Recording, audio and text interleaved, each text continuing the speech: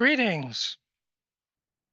I would like to extend my appreciation to the Moya University for this opportunity to share with all of you, with special mention of our technical geniuses, Mike, BL, Rose, and of course, all of you who have taken your valuable time to participate in what is really a group experiment.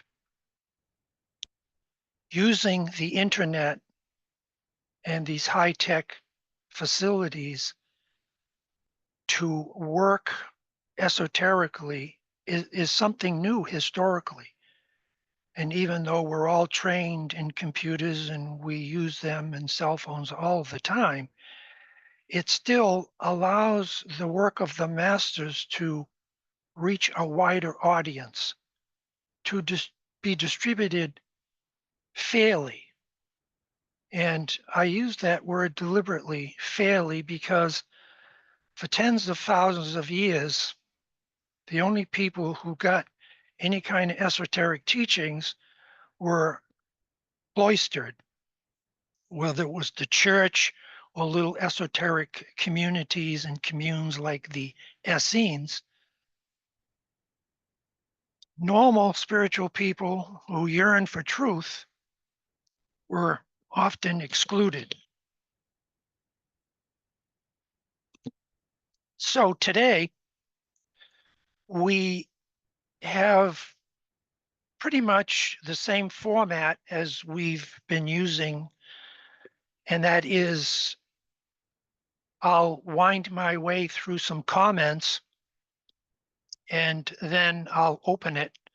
Once I've sort of framed some main comments, I'll open it for feedback from the group. And we're going to start with a video after this one quote by DK because it sort of qualifies everything that's going to come later. And it's a quote from a treatise on the Seven Rays, Volume 5, but actually that's where you find this quote, but the original quote was in 1922, as DK points out. My book, Letters on Occult Meditation, I laid the foundation in my first chapter for the more advanced teachings which I am now given. There, I was dealing with the alignment of the ego. Duane, we can't see the quote. Can you advance the slide? I certainly can. Thank you. There, I was dealing with the alignment of the ego with the personality. And this was the first time that the entire theme of alignment was brought definitely into focus. For alignment is the first step towards fusion and later towards the mysteries of identification. Let me quote, as time progresses, and later with the aid of the masters, harmony of color and tone is produced, a synonymous matter, until eventually you will have the basic node of matter, the major third of the aligned personality, the dominant fifth of the ego, followed by the full chord of the monad or spirit.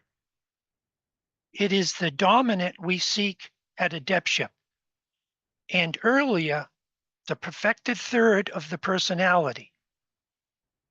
During our various incarnations, we strike and ring the changes in all the intervening notes, and sometimes our lives are major and sometimes minor, but always they tend to flexibility and greater beauty. In due time, each note fits into its chord, the chord of the spirit. Each chord forms part of a phrase, the phrase or group to which the chord belongs, and the phrase goes to the completion of 1/7 of the whole. The entire 7 sections then complete the sonata of this solar system, a part of the threefold masterpiece of the Logos or God, the master musician. I've been working with the Tibetans' work pretty extensively for about 50 years, and I find some of his earlier books, like Letters and Occult Meditation and Initiation, Human and Solar, they're not as well represented.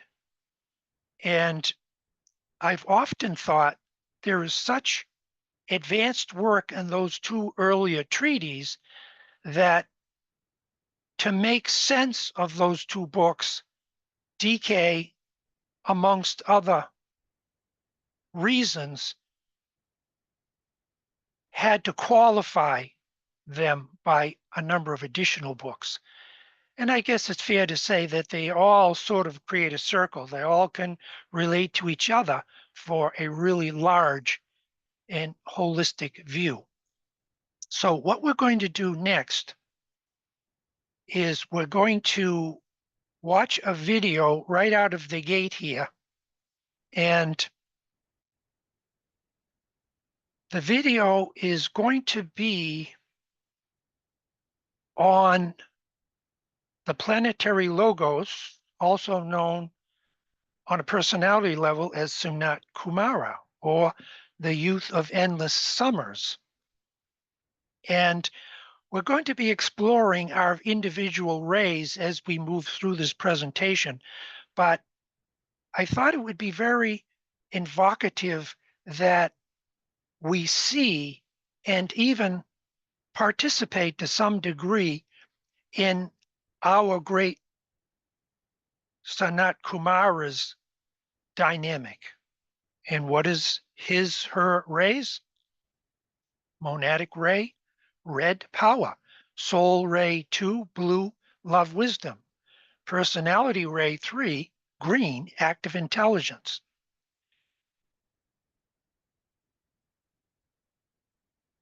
Now there's a beautiful quote by the Tibetan that qualifies additionally, and it's also from the Rays and Initiations, Volume 5. And I find here this quote is equally poetic as it is occultly correct.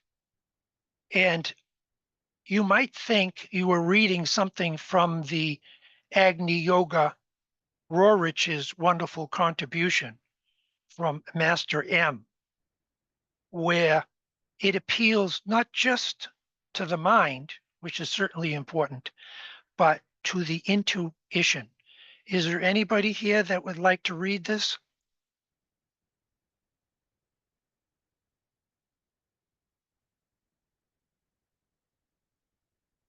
Okay, I will take it.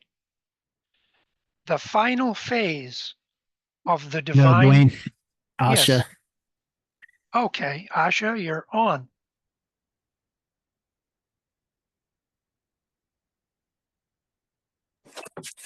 You may be muted. Thank you. Can you hear me? I can hear you now. Yeah, thank you for giving me the opportunity to use my voice. I really appreciate it. You have The a beautiful final voice. phase, the final phase of the divine purpose.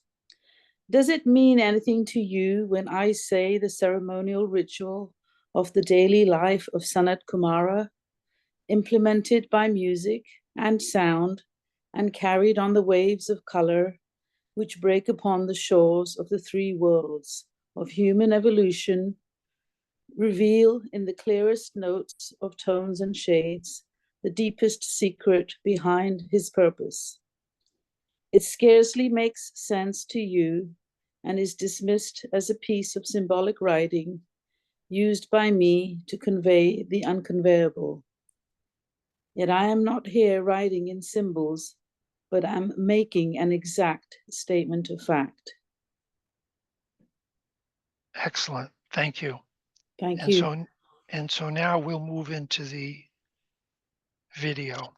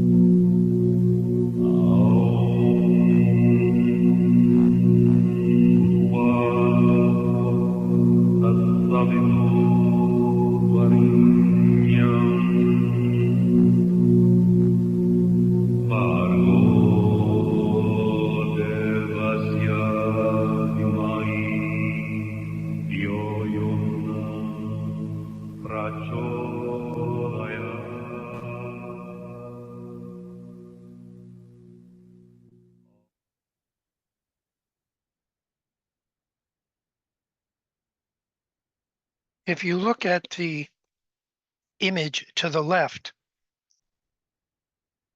you can see the one solar life in the center, second ray blue, and then ringing it is the 7 planetary logo eye. Then you have the further breakdown of the 7 ashrams of the masters, further broken down the 7 subgroups, and then down into the different kingdoms of nature on this planet, and then into our individual chakra or force centers. And we're going to explore a little later about which triangles are activated at what time. So here's the same image with a little bit of text overlaid. And keep in mind, these are not all of the masters that we have showcased here, nor all the planetary influences, but in a simple outline how color and sound are distributed from the highest levels to the lowest. And we have to see this master outline in motion, and that we are in the center of this rolling, spiraling composition. So we're going to jump right into another short video. And please relax and use it as a little meditation and see which colors seem to align with maybe your own rays. And even if you don't know what your rays are exactly, the intuition will help you move towards that recognition.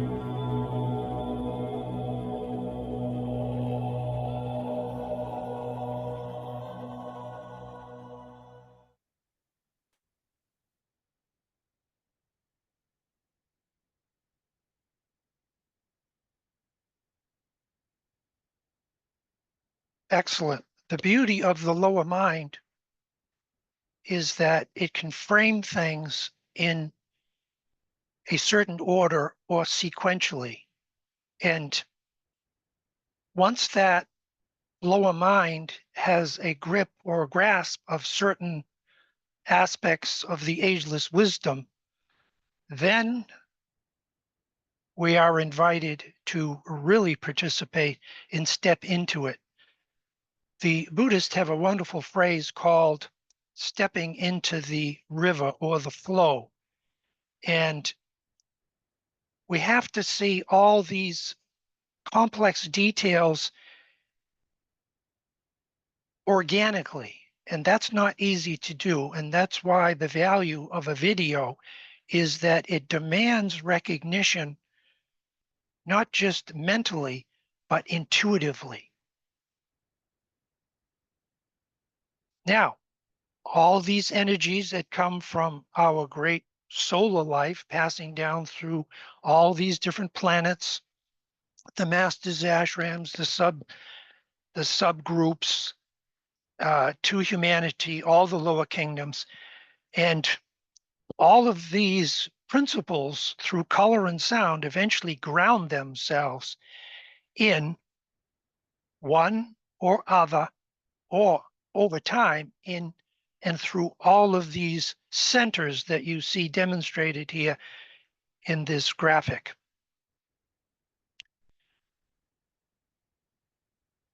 To know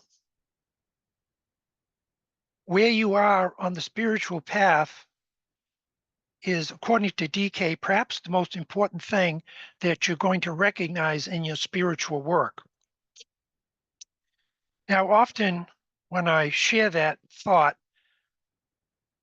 some people, and rightfully, they indicate, well, he also says we shouldn't become overly obsessive about where we are on the path, but more, we should be scientific in this approach, impersonal, and that is not an easy task. This does not say that if anybody who is observing this series of triangles, which are activated between the first and fifth initiation, are not passing the grade, are not moving forward and undergoing initiation. It's just that as we move into the age of Aquarius, it's going to be a more scientific approach. And that if you know what triangles you have activated in your system, the Tibetan gives all of this throughout his different books. And I'm going to just quickly skip through all of these centers that he gives in Cosmic Fire. We're not going to review these. It's way too technical, and any one of these triangles could require 2 days of a workshop.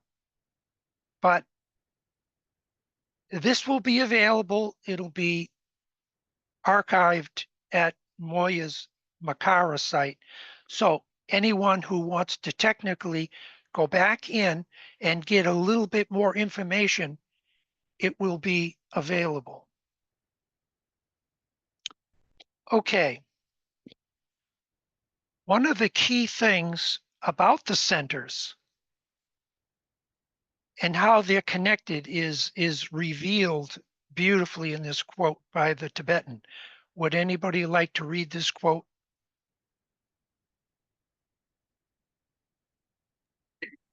Heidi. Nice to be here with everyone and joining my breath, the breath, and voice, spiraling accurately and geometrically from vortex to vortex. The connection between the centers, the causal body, and meditation lies hid in the following hint.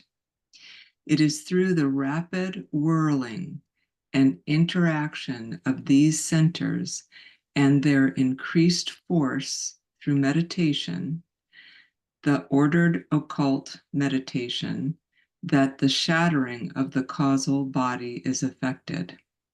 When the inner fire is circulating through each center, and when the Kundalini is spiraling accurately and geometrically from vortex to vortex, the intensification interacts in three directions.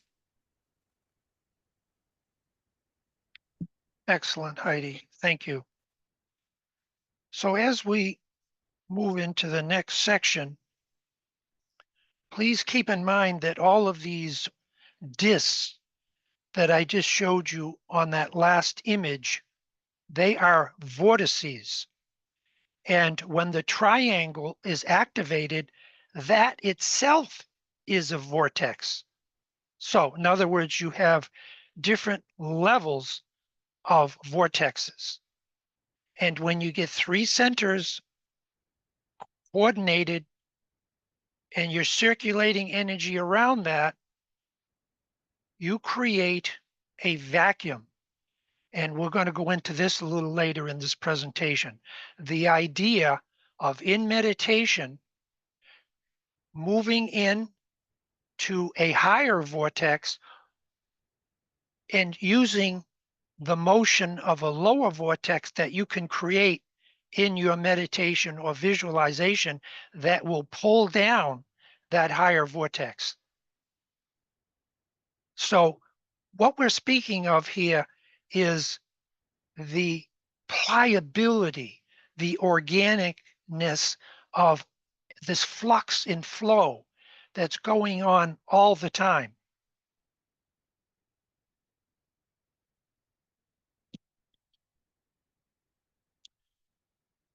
Okay, now before we get into the six-fold ray chart,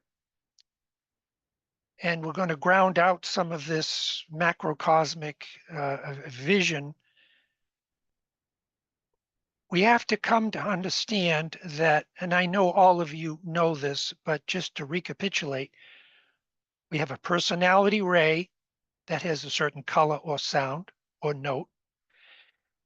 It has three lower instruments: the physical etheric, the astral emotional, and the lower mind. They have a unique tone, note, or color. Then you have the soul ray with its unique coloring, and all of these have an equivalent sound, which we'll get into perhaps more extensively in another presentation. But color and sound are interchangeable and they come together. You cannot have one without the other. Then, of course, at the very bottom, you have the monadic ray symbolized by the seven-pointed star. We're going to be exploring the Om and the AUM, what their similarities are and what their differences are. But convenience, if you look to the left of the chart under the first ray, man or woman, and follow down, you'll see there's an M that relates to the personality ray, active intelligence, the U, which relates to the soul ray, consciousness or the love vibration, and at the very bottom on the monadic level, the A, which is the sound, at least part of the sound of the monadic ray, because it deals with the will. Okay, let's move on to a six-fold ray chart. And I know we may have reviewed this before, but repetition is important because these are major sciences, or what DK calls a part of the new superhuman physics. And as we have demonstrated in earlier presentations when we were talking about plasma, electricity, magnetism, science, certain groups in the scientific community who are very progressive are tuning in to the lowest aspect of what we're researching right here, passing into the lower subplanes of the etheric. So this is a ray chart, and there are the colors. And each one of you may be doing a different meditation, but most of those who have studied the arcane wisdom of the Tibetans and been maybe a part of Triangles or Lucius Trust or the arcane school or the Moya Foundation, they know that there are 6 stages of building the Antakarana.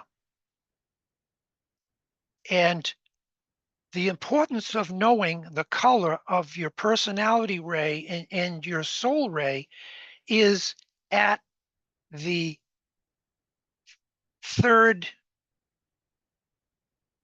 part of that dynamic. Intention, and I'm just generalizing here for convenience. Intention. What do you intend to do? Activating the mind. Step 2, visualization. You bring in the astral nature or body and you visualize the work not simply as an empty thought form, but a thought form that's visualized with potent emotion and desire. Then at the 3rd stage, projection, this is where you bring in the will aspect of your equipment. Personality will, will of the soul, and then later the will of the triad. So in intention, visualization, projection, you have the AUM duplicated again. More of the matter aspect, then the consciousness, which when you visualize, you go from the astral into the Buddhic, and the Buddhic is the field of consciousness. And projection, you start with your individual will, and then eventually the soul has to, by law, respond to this invocation of color and sound and the potency of the will driving it up onto these higher subplanes. So even if you are not following this prescribed 6 stages of building the Antakarana, you can fit this in. You can customize your own meditation and allow this to be a small but very potent part of it. And then the other 3 aspects, which are invocation, evocation, is when we learn to listen to the return or the response of the solar angel on its own plane, and the true full sound or color is presented to us. In other words, we're building a bridge through our projection of the soul and personality ray. We are knocking on the doors of the soul or the master and saying, look, I'm here. This is my calling card. And now, by law, this doesn't come from the personality, comes from the deepest part of you. By law, you have to respond. And then the response is they send down on a much higher and pure or a level the color and note of your personality and soul ray in its full vibrancy and in its full power.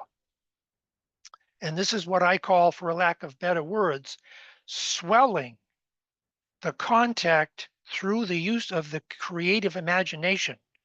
And DK says the Antakarana is no thicker than a hair on your head when you start and enter the spiritual path. But by doing your meditation scientifically and according to your unique ray, color, and makeup, you swell this. You make that thread, that Antakarana thread, get larger and more robust every time you meditate. And then, of course, later on, this whole process stabilizes. It's automatic. Your breath is in sync with it.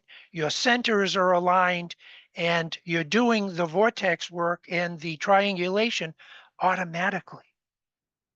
It's like stepping on a merry-go-round.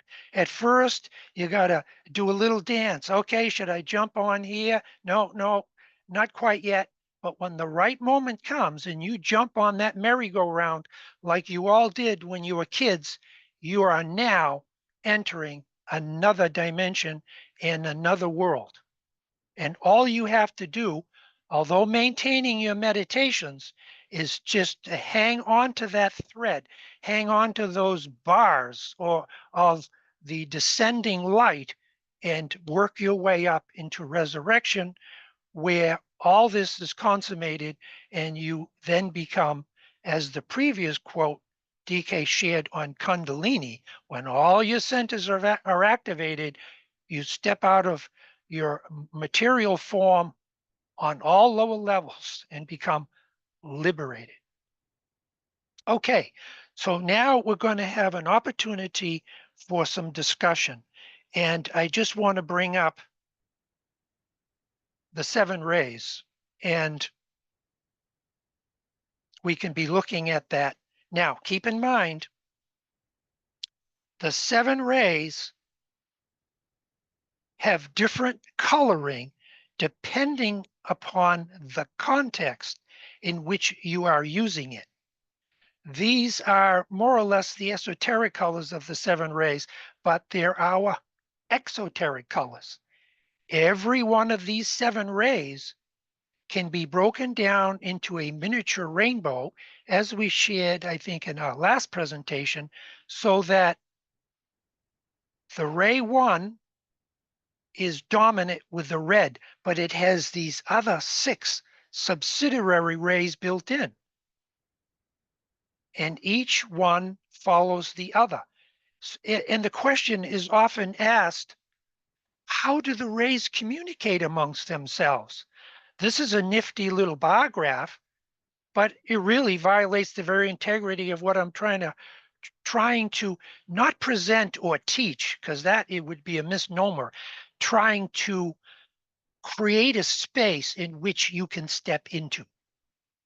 The best teachers, guides, or coordinators are those who point the way, and then they step back and let you do the work, so that when you have an experience, you can say, this is mine, I own it. It's not a teacher, it's not the master, it's some more advanced person. So I'm going to open up the discussion so that we can get some feedback. It can be on the animations that we just presented. It can be on some of the technical part of this. And let's see where we take it.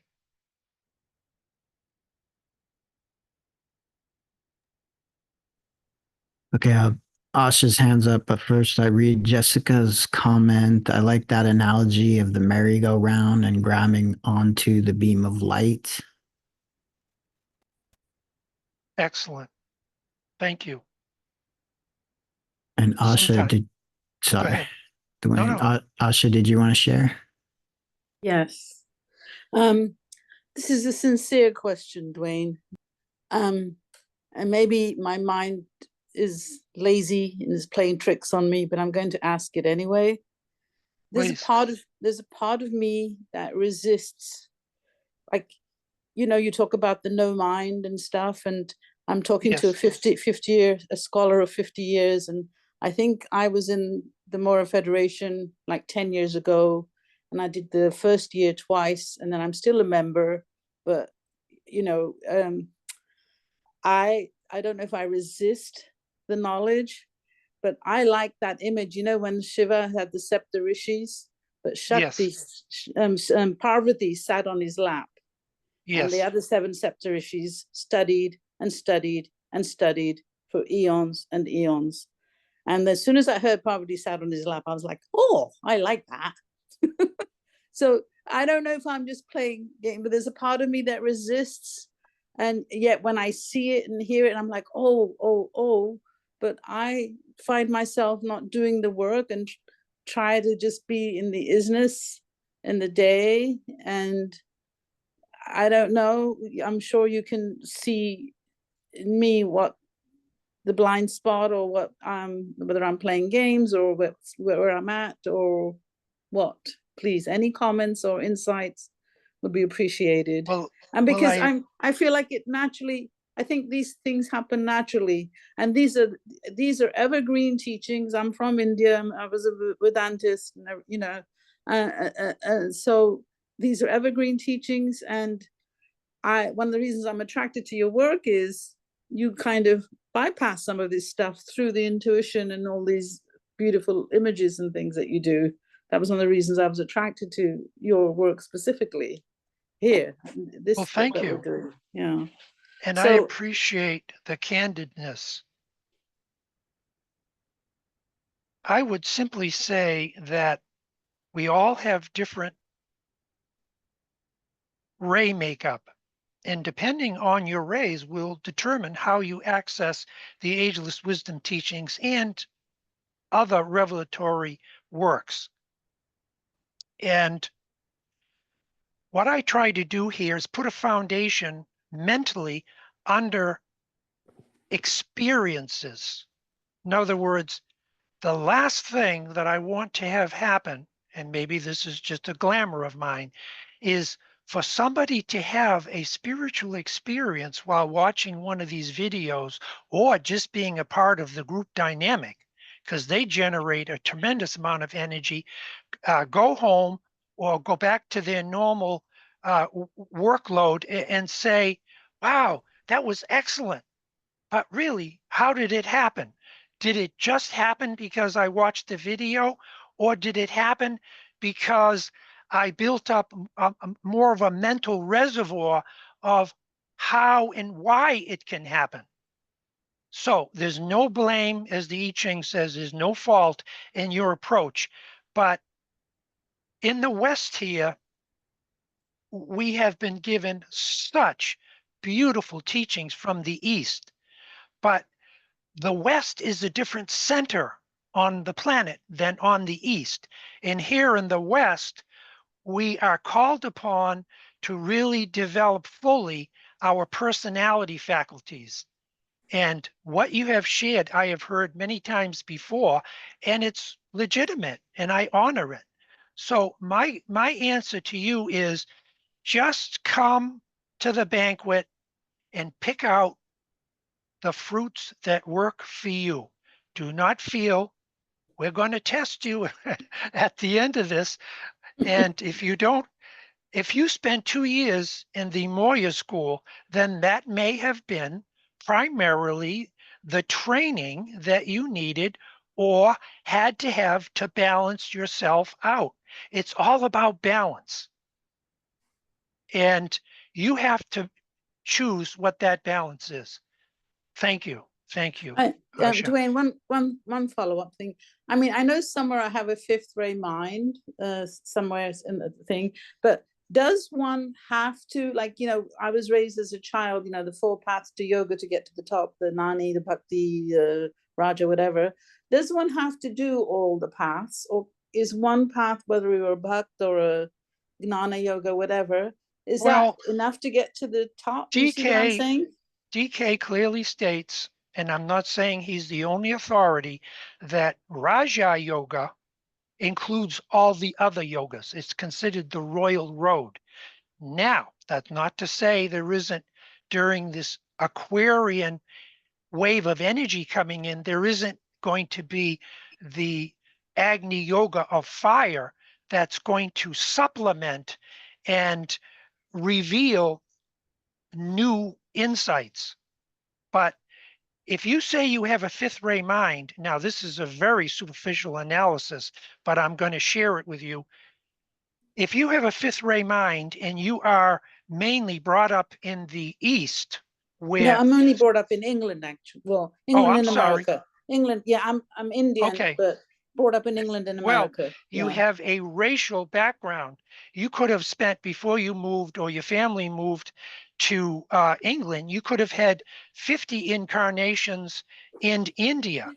So consequently, the fifth ray mind is usually given to those people who need to balance out their intuition, their psychic sensitivity, and their strong aspiration and emotional polarization. Now, I may have this all wrong, but so you have to choose what's going to work for you, and you need to challenge yourself, but not debilitate yourself. And you know the difference. Challenging is, I really think I should know more about this subject and I'm going to study it. Debilitating is, oh, I'm failing on the path and I'm going to force myself to memorize all this minutia, which is not necessary. So Okay, just thank you. enjoy the banquet then. Enjoy the banquet.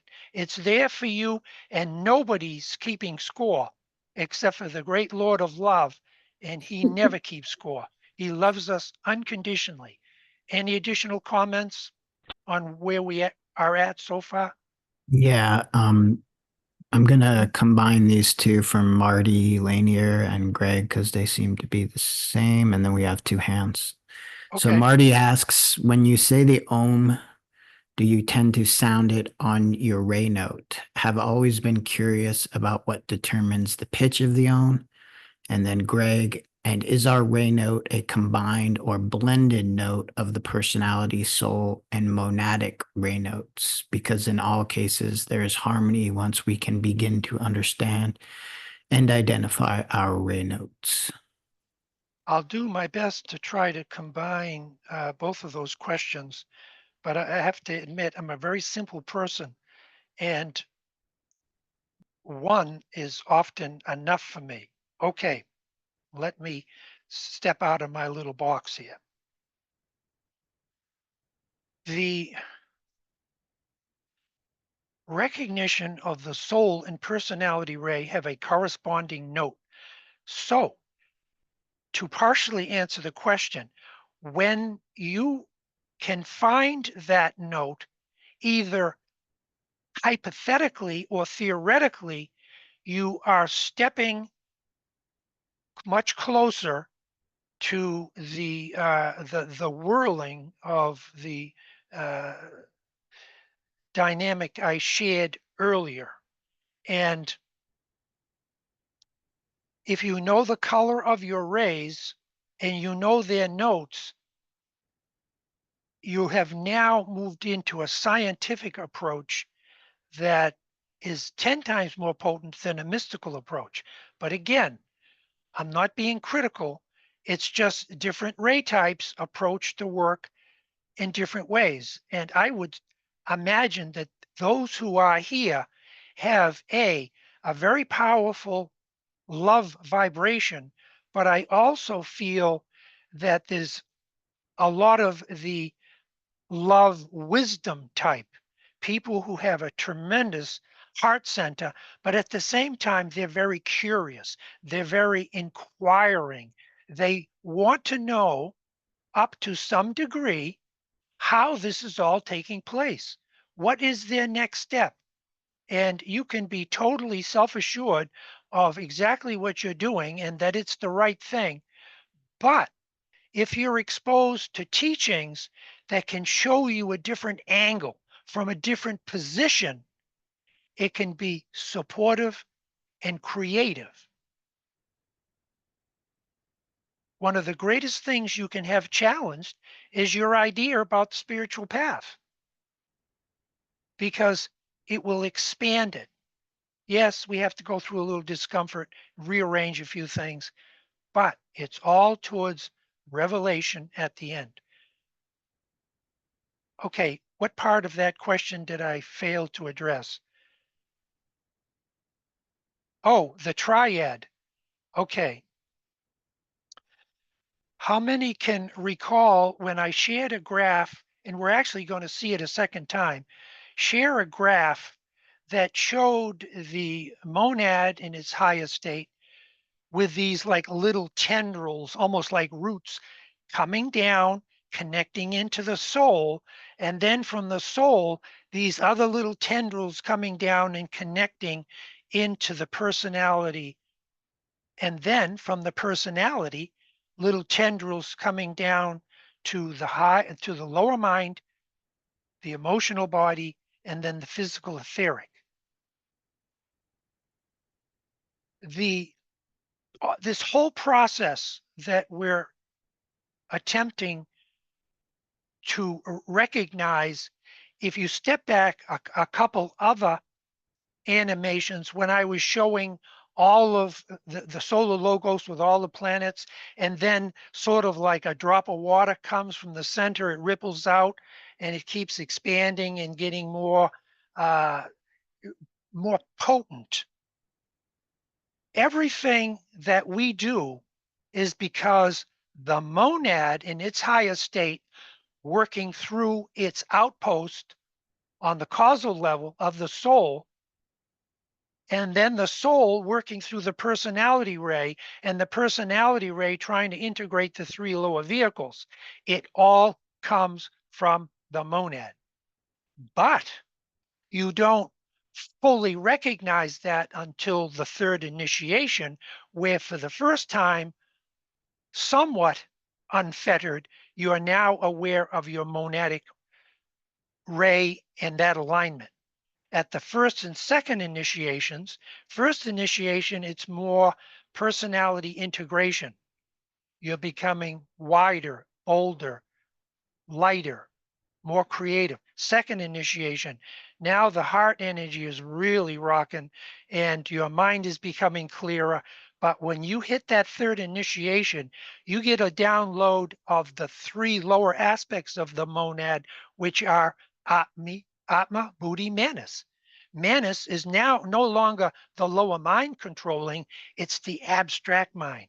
It's the prototypes that the masters work with, the hierarchy use to bring all this redemptive fire and light onto our planet and into humanity. And then Buddhi, which is the consciousness, the second aspect of the monad or upper triad, and that is unconditional love.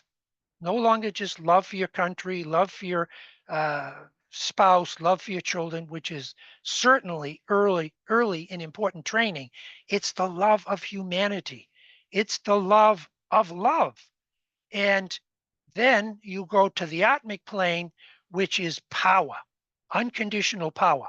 So there isn't one thought, one desire, one strong emotion that you have that is not connected to these higher principles. And that's what we're going to explore shortly as we work our way down through some of this other material. Okay, let's move on. Now, there's the 7 rays. Which bodies of yours are on those different rays? Now, here is a very simple ray chart that I have developed. And I want Michael to make this chart and the one I just showed available in the chat, because I want all of you in your own unique way and in your own timing, start to think, and I know many of you already have, but I want you to see it. I want you to put it into this little chart. And even if you don't think the coloring of the rays is correct, put it in anyway. And Michael Robbins and I had hours and hours and hours of discussion around recognizing your ray type. And I think some of it eventually merged in the Tara and in the personality profile, so that all this theory could be encapsulated into a little one standing graph that you can look at and say, okay, I got my personality ray. I think I know the 3 lower instruments, their coloring, but the soul, the monad, just intuit, just intuit. Don't be intimidated by that. You've all studied enough of these teachings in one way or another, and probably some of you already know all this. And then at our next presentation, we will take these charts and what you have done, and again, this is not obligatory, and we will weave it into a meditation. and you'll see the potency of it. And you can do it at home. You can start early. Okay, are there any questions about this little ray chart? You're going to put the color in the respective circle. The monad is the center circle, and it moves down through all the other rays. And then the physical etheric is the outer one. And just put a little number next to the monad, the soul, the personality, down through that you think might be. And it's all right if you don't know what your monad is. Just leave it blank. Leave the soul blank. Okay, excellent. Now, I want to give a really simple, because I have been accused rightfully of making simple things way too complicated. I have Venus, I have Mars and Venus conjunct Mercury, and I have a tendency to make things overly complicated. Okay, so in summary, in always in the context of color and sound, why is it the rose, particularly the red rose, is so evocative as a spiritual symbol? Why? Because it veils much higher levels of revelation and spiritual influence, and we're going to demonstrate that. So keep in mind what we say about the red rose can apply to all the other 6 rays.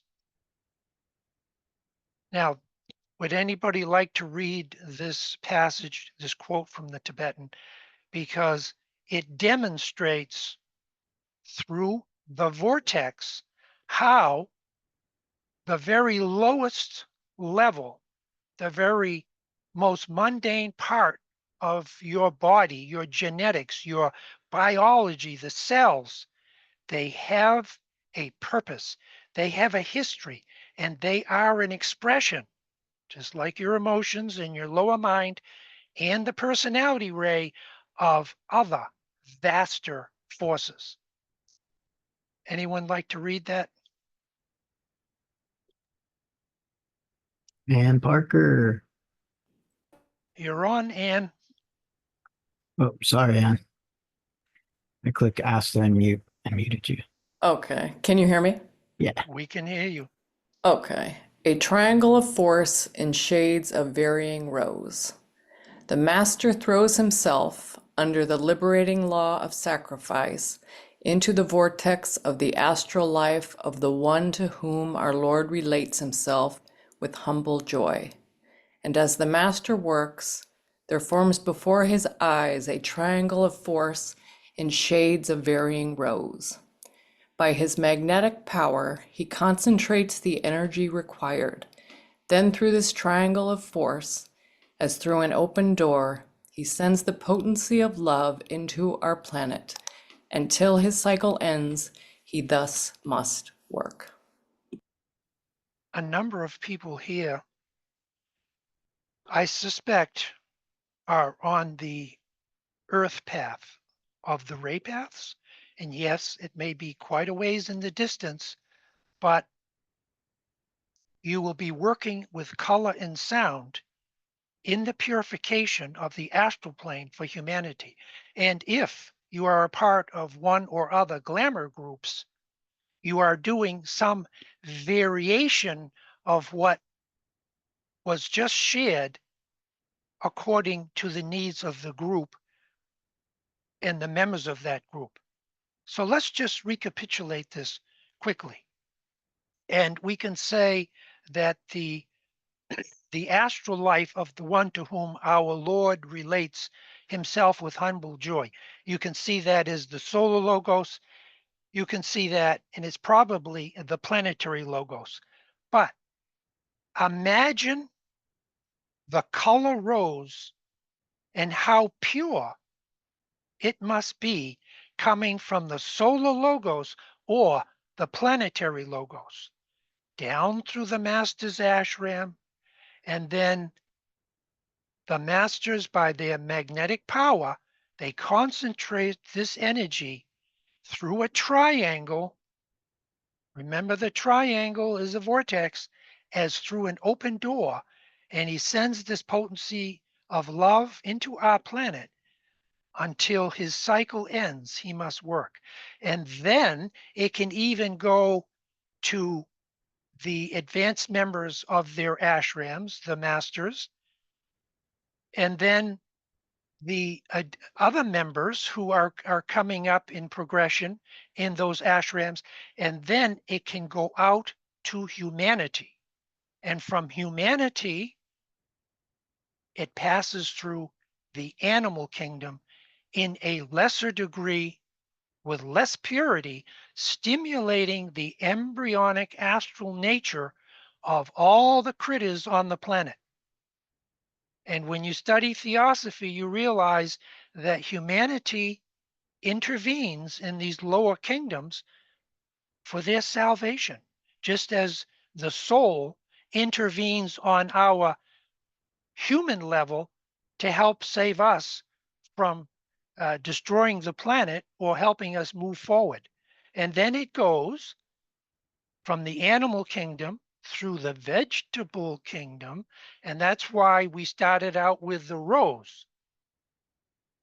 And then from the rose to the mineral kingdom.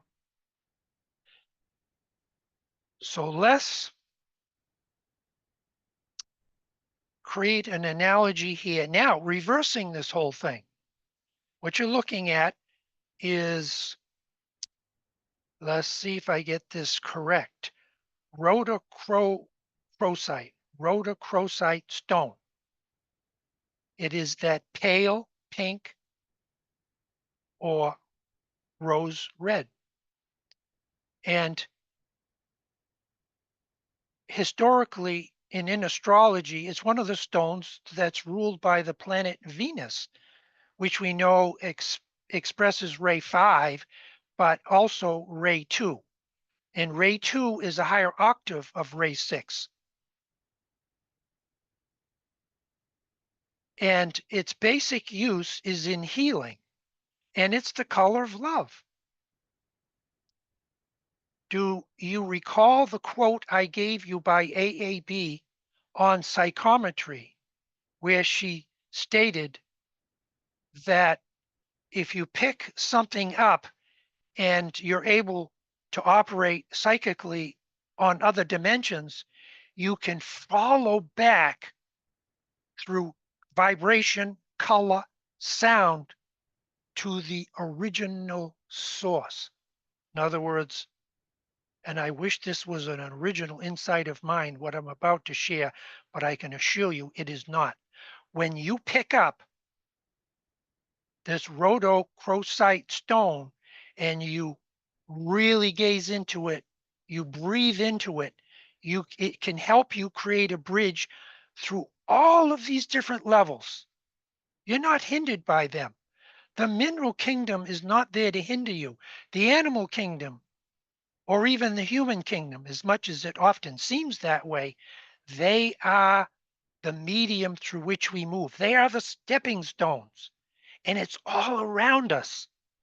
The magnificent work of these high artisans that operate in the hierarchy and the masters, they operate even through the tiniest pebble if you have that level of sensitivity. Okay, now this is one of my favorite. We're going to read Alice's quote because that really ties it all together. But this is one that I used when I was quite young. I was very much into a musical group called the Pink Floyd, and they have one of their songs on the Gumma album. They kept repeating this mantra: set the controls for the heart of the sun. And I won't even begin to share, because it would take too long, what that musical composition did to me.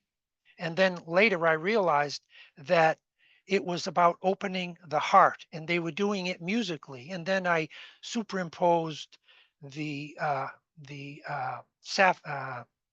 ruby, the ruby onto it. Okay, so let's jump to, again, what Alice Bailey shared with us. I think it was at our last presentation. Would anybody like to read this quote?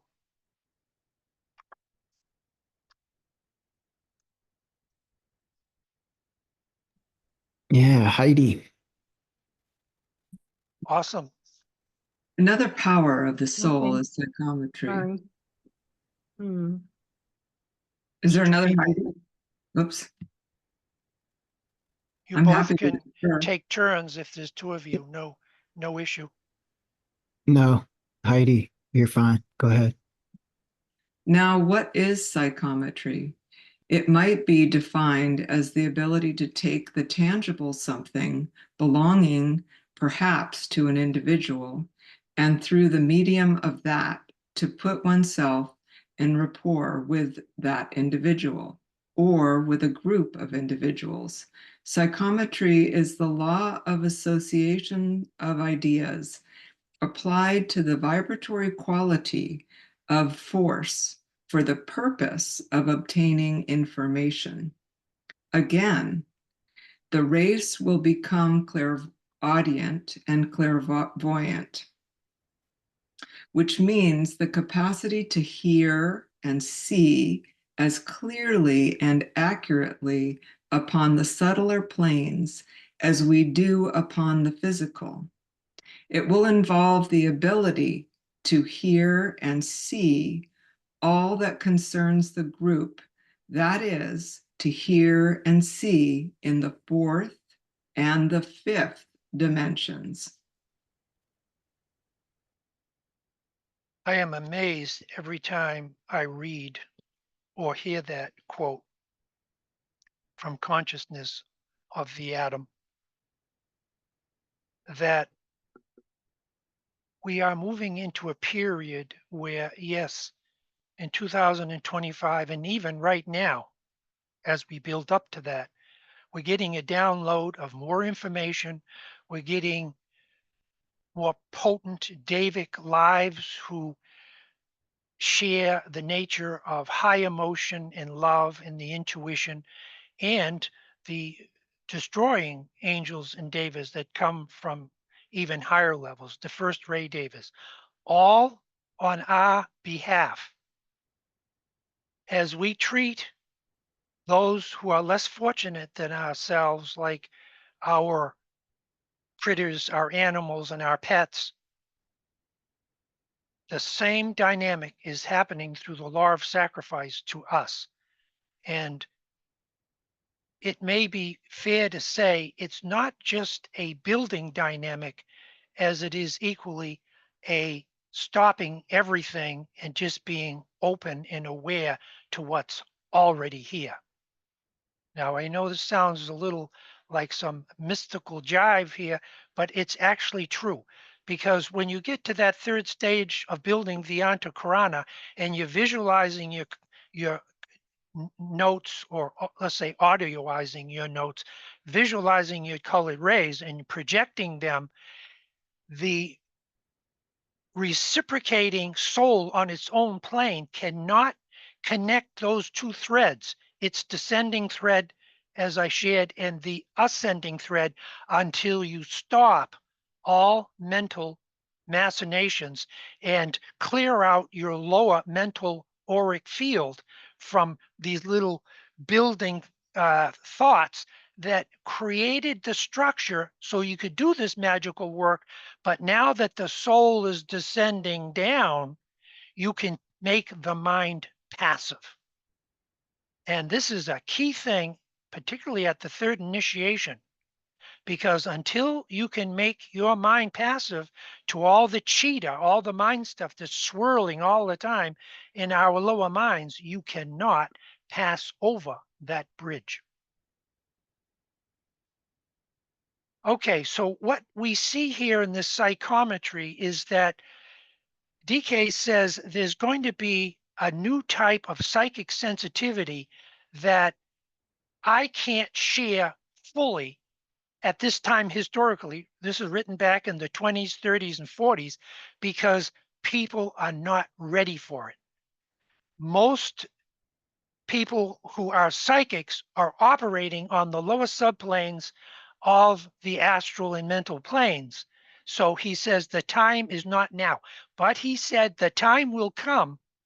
And I believe the majority of you out there know exactly what I'm talking about, that there is a higher psychic sensitivity and it tunes you into all kinds of things. Yes, sometimes you can get overwhelmed with the grief and the craziness on the planet because the greater includes the lesser, but it's primarily one of the greatest tools for healing. You meet somebody, you listen to what they say, you look at their behavior, you psych them out is sort of the phrase, but it's more than that. You enter into their auric field. You feel their pain. You understand their limitations. And through that, by seeing their potential assets and their villainy, you can help them because you're trained as a psychologist and you don't have to go to college to be a trained psychologist. All you have to do is open to your soul's potency and power, and it will train you.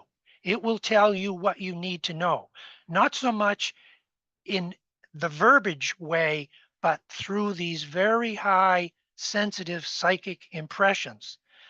This this idea of psychometry is what DK has referred to consistently through all of his books.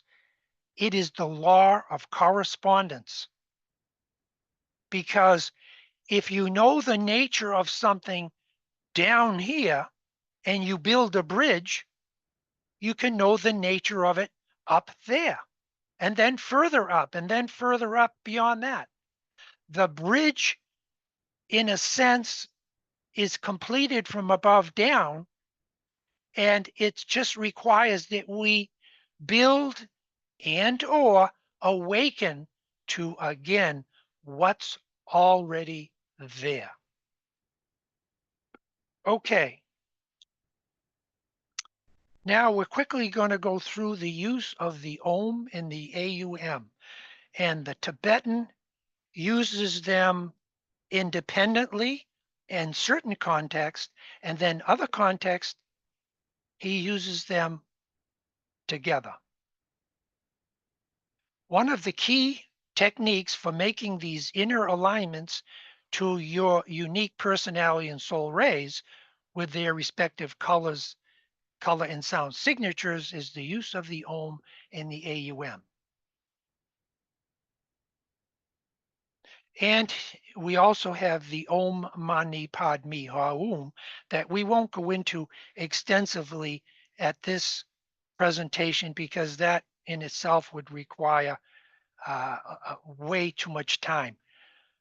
So let's take a few quotes by the Tibetan. This chord of two notes, and he's talking about the personality and the soul note, is the producer of the resulting effects and is more important than the set phrase composing the word of power. And we're going to get into the word of power at another presentation, which is, if you know the color, the note of your rays, and there are mantras that the Tibetan has given us. And OM and AUM, they are mantras, they're universal mantras, but you can also add to that a word of power. In other words, just prior to the visualization of the rays in their colors, just prior to driving them up onto higher levels, you use your word of power. And for this group, just generically, we might say it would be, let the greatest light rule. I think that's what it is. And you would enunciate that as you went into your meditation. The other 6 rays, again, we'll do that another time. Herein lies the problem. To sound these 2 notes synchronously and with the mind focused. Do you recall when I shared that throat singer, I've forgotten her name, where she sounded 2 notes simultaneously? I think it may have not been, it may have been the last presentation, but it's great to see in real time right in front of you what it is that we're supposed to be, or can do, I should say, because no one is required to do this work, but on the inner planes. And DK says that the second ray disciple, they're very visual. First ray disciples, they're not very visual. And this is what she says. Herein lies a clue to the significance of the AUM or the OM. In the early stages of meditational work, the word is sounded audibly, while later it is sounded inaudibly. This training in the sound of the AUM is an unconscious preparation for the dual work of spiritual creation, and facility comes as the attentive aspirant accustoms himself to hear within his brain the soundless sound of Om. So what he's actually sharing here is that you use the AUM as sort of an opening to your meditation, and then you go to the OM. Now, having said that, I'm going to show a few additional quotes where he actually says something different.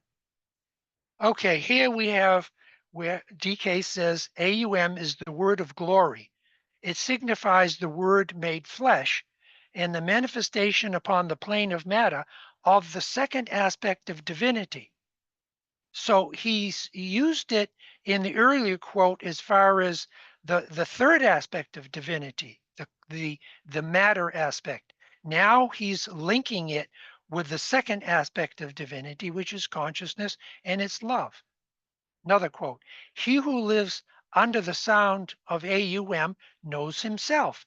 He who lives under the OM knows his brother. He who knows the sound knows all. So you could actually say, again, the M is the matter aspect, the O is the love aspect, the level of the soul, and what he calls the sound is the monadic. Okay, another quote, the soul, the second aspect, the AUM. See how in the context is all important when you study the ageless wisdom, because DK can state what appears as contradictory statements, but they may not be if you sort of amass or put together all that he says on a given subject. Okay, again, bottom, another quote, AUM, and he says Om right here also, the following instructions concern the science of union. And then one additional one, excuse me, the former influence TAU is, however, weakening, and the AUM is increasing in potency until it will be the dominating factor. To this later sound, the word of the soul Om must eventually succeed until AUM in its turn is entirely superseded. So we have to take with a grain of salt. Okay. We've already been through that quote, so we'll go to this. So here's the lower triangle.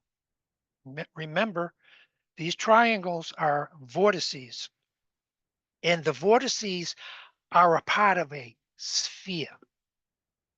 You have a different interpretation And I'll explain why that is. And you'll see why I've used the personality in its 3 lower levels. I've given it the AUM, but in small case letters. And then on the soul level, I've given the Om, or the word, its rightful place as the second ray, the soul level. And then we come back to the AUM, but only now it's on a cosmic level, because we're dealing with the monad, which expresses the atmic, Buddhic, and higher manist levels. And so this can be a little confusing, and you have to experiment and see which works for yourself. But I wanted to show the wide diversity of how DK uses this, because it can be a little confusing. And either one is not wrong. It all depends on how it works for you. These 3 notes and the 3 demands. Okay, now he's talking about the personality. The personality, which eventually is absorbed by the personality ray, is made up of 3 notes. And he says that these notes, which produce the sounding forth of the 3 demands, which evoke response from the spiritual triad, and thus reach the monad in its high place of waiting in Shambhala. Okay, this is an even more advanced point where you're at the 3rd initiation and the soul body is disappearing, and now you are connecting your physical etheric ray, your astral ray, and your personality, excuse me, and your lower mental ray directly with the upper triad.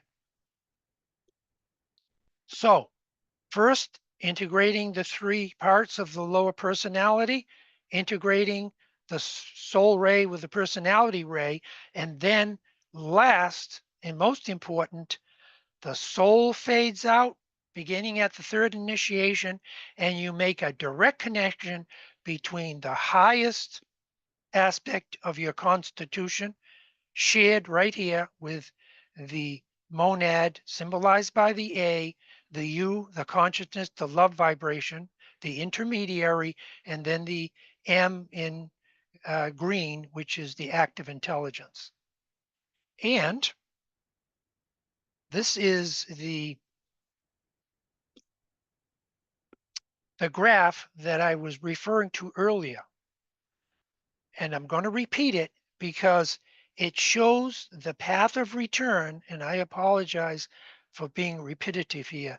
The path of return is not hiding way up there somewhere. The path of return is inherent in your ability to grasp what I'm sharing and your ability to feel the vibration of the group life, even if we are thousands of miles away. Your monad sounds its own note in the inner dimensions in its highest state. It listens to what's lacking because, contrary to popular belief, the monad on its own plane is not perfect. Yes, we say it's perfect because we're down here on a much lower level. It listens to its note and it intuits what is missing in its makeup. So what does it do? It sends these bridges of light, which are called the Antakarana. I superficially make them as like a tree or a plant sending these tendrils down, which is nevertheless accurate in a simple way. It creates on the soul level, or I should say it creates on a causal level, the soul body, which is high intelligence imbued with love and will, but to a lesser degree. And why has this great monad chosen the second ray? Because the monad is a first ray monad, and it needs to build into its constitution more of that love vibration. The solar angel, the divine jiva or ego on its own plane, sounds its note prior to creating the form and projecting that into incarnation, which is us, you and I as physical beings. So it sounds its note. It listens attentively and it says, hey, I'm lacking the third ray. So it sends down through the Antakarana bridge, which is technically very complicated. And I make it simple because in experience, it is simple. It's the technicalities that can foul you often up. Okay, so the second ray sends these threads down, creates the personality note. The personality note does the same thing. It sounds its personality note, and because the soul is behind the scenes controlling this, it knows exactly your karma. It knows your assets, your liabilities, and it's the same thing in astrology.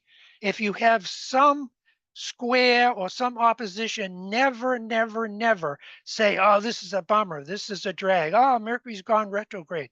Yeah, things may be difficult, but these are the difficulties the soul is sending to you through your astrology and through your ray makeup so that you can master the next stage.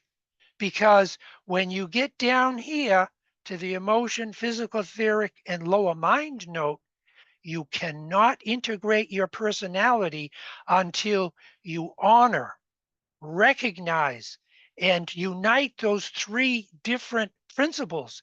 Because in an unintegrated personality, the lower mind, the emotions, and the physical will militate each other. They'll fight like a group of unruly kids with no supervision.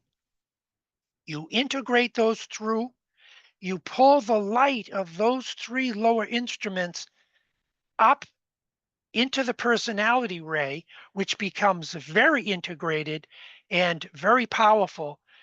And it's now a free agent because it has absorbed all the lesser light. It has dominated, it has guided these three lesser principles. And then the soul at the third initiation, and what I just shared is like first, second initiation sort of work. And then at the third initiation, you become aware of your soul's coloring and its note. And then it pulls the light of the personality note up into its body. And again, what I'm about to share is breathtaking in its implications, and it seems to militate against everything that I've just said. But the soul on its own plane is now stronger and brighter and more versatile. Why? Because it has that cyclic lifetimes of the personality coming into incarnation, out of incarnation, into incarnation, out of incarnation, but always perfecting itself, building its lighted substance. And DK himself says that the personality has to be put through the fires so that those fires can be released and drawn up into the soul.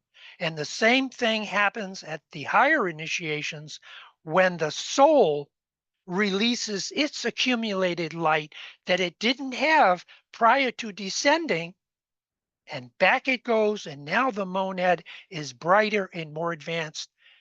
What a magnificent program.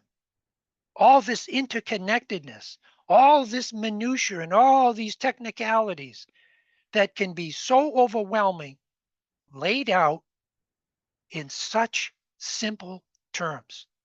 And again, I wish I could take credit for this, but this is something that came through meditation, and I wouldn't have thought of expressing it in this way.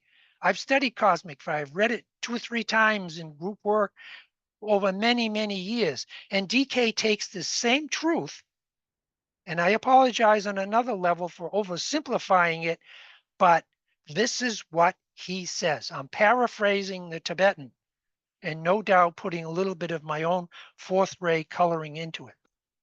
Okay. Any feedback, any questions about this? Let's see. Ariane, did you have something about this? Her hand's been up for a while. Yes, I do. It's a while back. I don't know if it's relevant now, but it was just about the psychometry. Duane, did you want to take the comment or just skip it? Yes. 'Cause it's a No, while back. please, Ariana, Yes. Sorry share about it. that. Yeah. Okay. So I just was really struck by that, and just, with this idea of like shifting or pivoting off of the small I or ego and putting one's point of focus on something else, which is another way of thinking about empathy. But like he's talking about it in like this non-focalized way in which you give up the identification with the ego and take on something else like a vibration or resonance. And Yes. I found it really so exact, so scientific. And it also again seemed to link with the crucifixion, because it's, the story of the passion, the crucifixion, is about non-resistance. And so he gave up his subjectivity to show us what it was like to be basically merging with God, like in a Yes. state of love. And the other part of that um, slide, I don't know if you want to go back to, if it's easy, but this idea that one is going from our present mode of understanding communication to telepathy.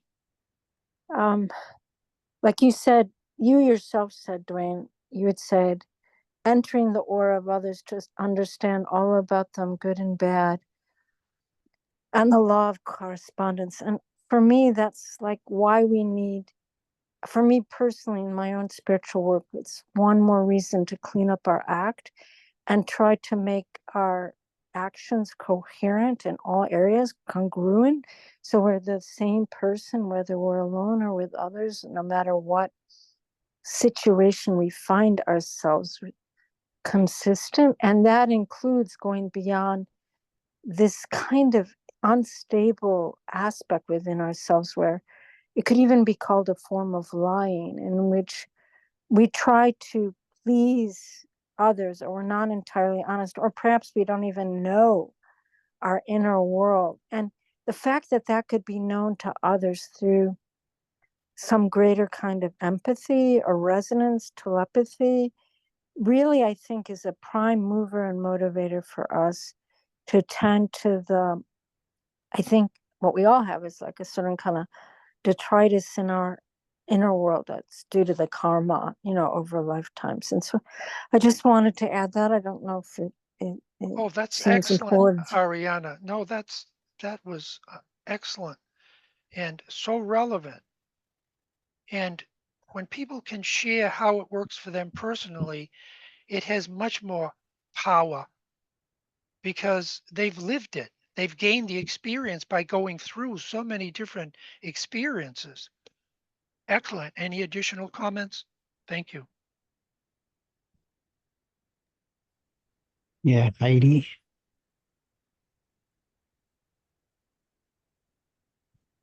Was your hand still up from reading? Did you want to share?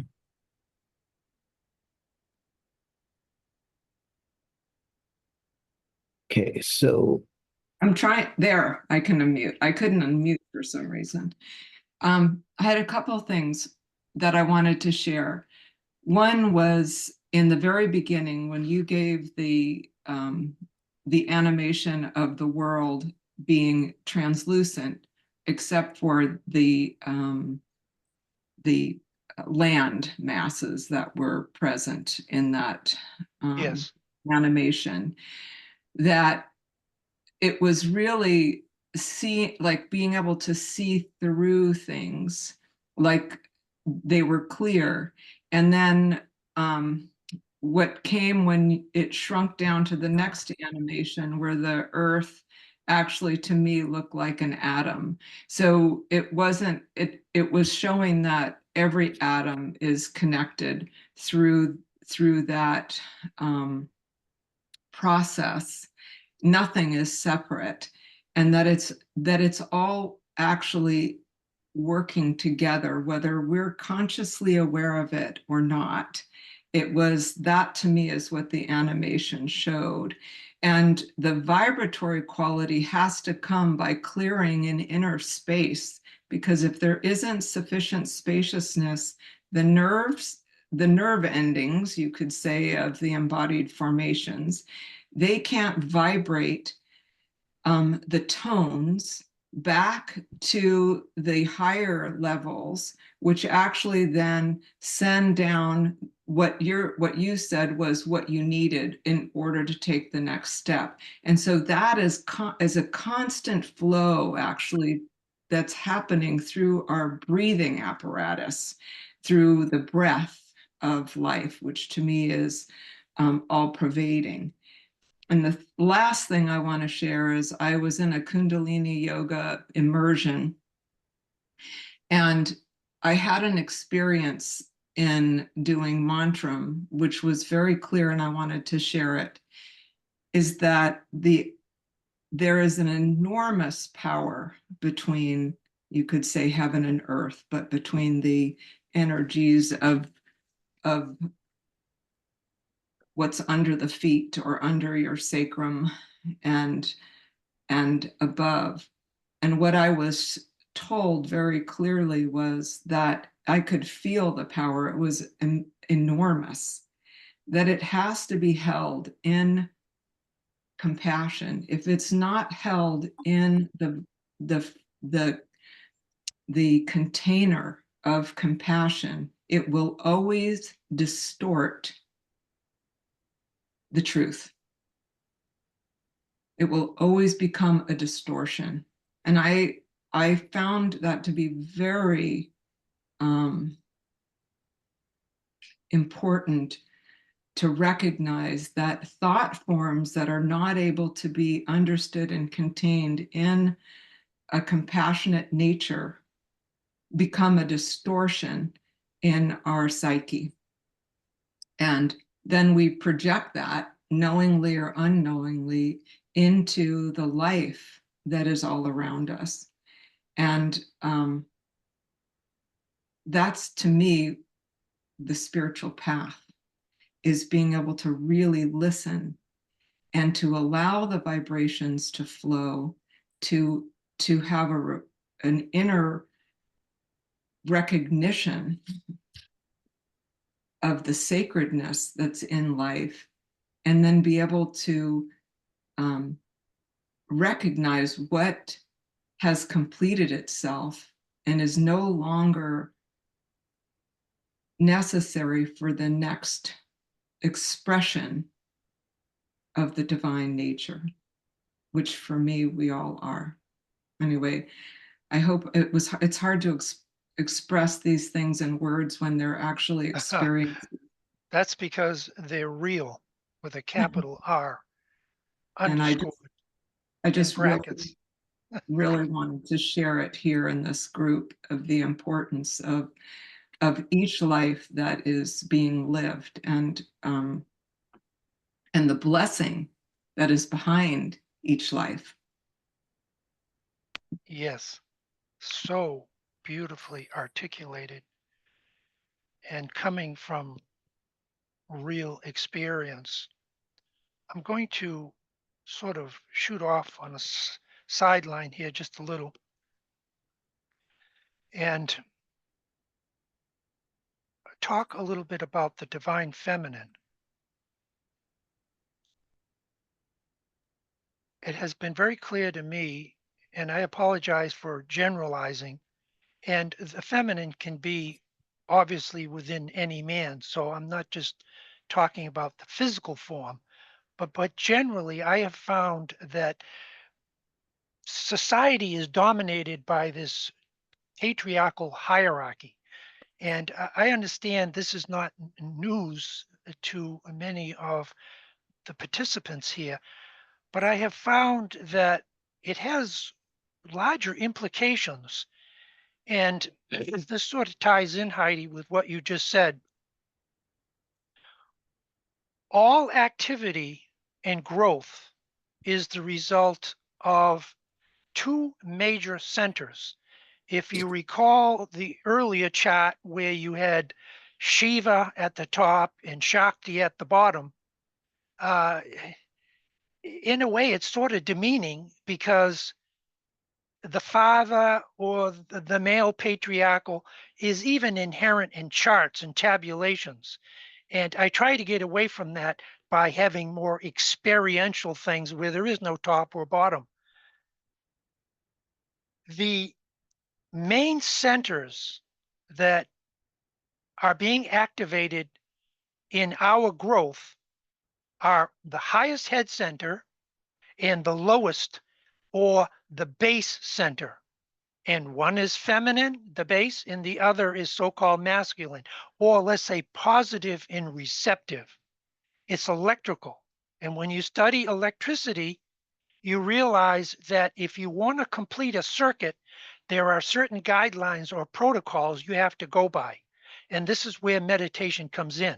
It explains the proper visualization for your level of development so that you can make the fastest progress. Now, the Kundalini, the awesome Kundalini. Nobody can make progress unless the Great Mother is activated, although she will, and I'm speaking symbolically here, yet it's an exact statement of fact. You cannot make any progress on the path unless the lower centers, particularly the Great Mother Shakti, seated at the base of the spine, is equally activated. And as you're approaching the third initiation, you become really clear that this is happening. It's not, the Kundalini is activated at every initiation, but it doesn't become conscious until like the second and really powerfully at the third. And if you look at that chart and really study it, you will see that the base of the spine center, the feminine center, has three rays. It has ray 1, ray 3, and ray 4, 1, 4, and 7. In average humanity, the lowest aspect of the rays is exhibited there, the seventh ray. When you become a disciple, the energy in the base of the spine, the Great Mother, has been transmutated and it has changed.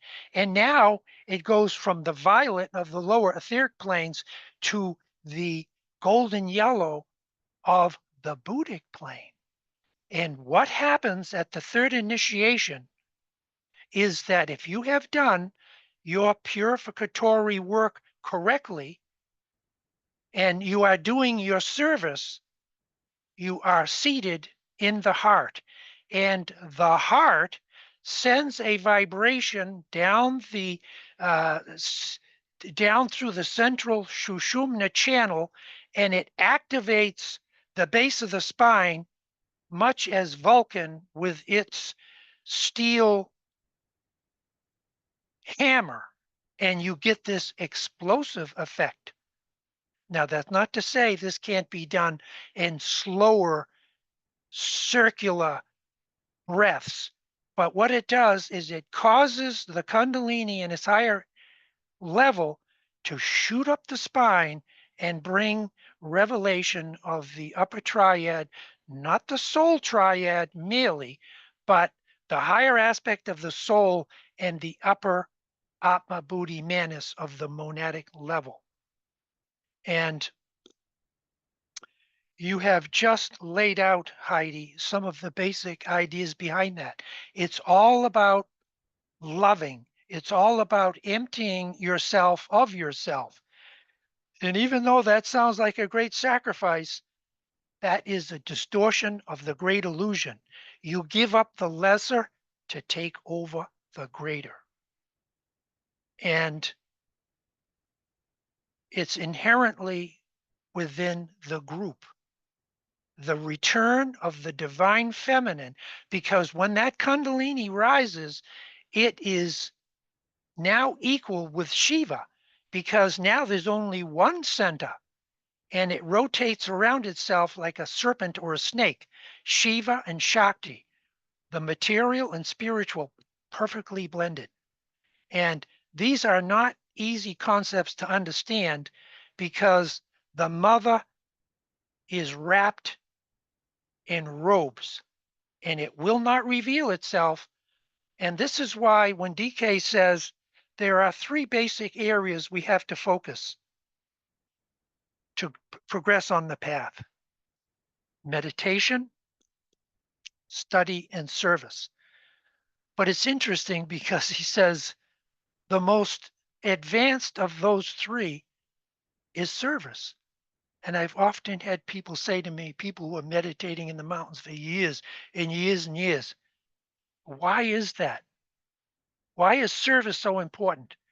Because when you are serving selflessly, when you are serving from the heart with no sense of reward, you are empty of that little self, and that divine, feminine and masculine in its higher aspect that has been hovering around you from the day that you were born now has the opportunity to enter into you.